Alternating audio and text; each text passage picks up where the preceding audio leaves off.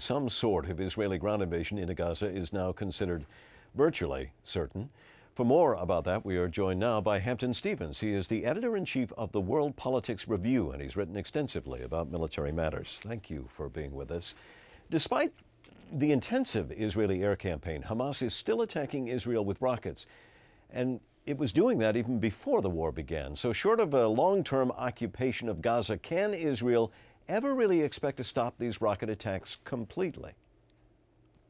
I don't know that they can expect to stop the rocket attacks completely and permanently with this operation, but there's evidence to suggest that their goals are a bit more modest than that. I think they've learned some lessons from the 2006 war against Hezbollah in Lebanon. At the outset of that war, they announced that they wanted to deal a crippling blow to Hezbollah and really cripple their military capability. And by falling short of those expectations, Hezbollah was able to claim victory. So I think this time they've announced a more modest goal of really restoring peace and calm to southern Israel, and haven't really said that's going to be permanent.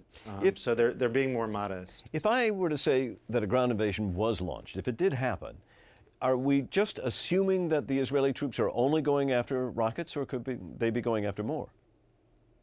No, I think they're going after all the elements that go into the capability to fire those rockets. The rockets themselves, the areas from which they launch them, the tunnels along the Egypt-Israel border that Hamas uses to import weapons into the Gaza Strip, as well as members of Hamas's leadership. So presumably that's what they've been going after in the air campaign, and presumably they'll be have some of the same targets in mind if they went in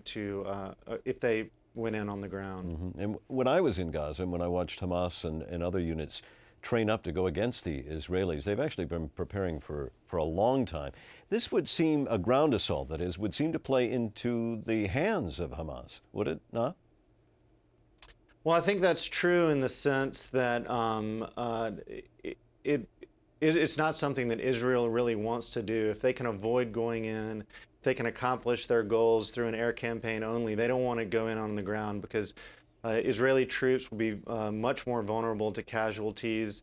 Hamas will still be outgunned on the ground, but much less so than they are now. They can't really do anything against the air campaign.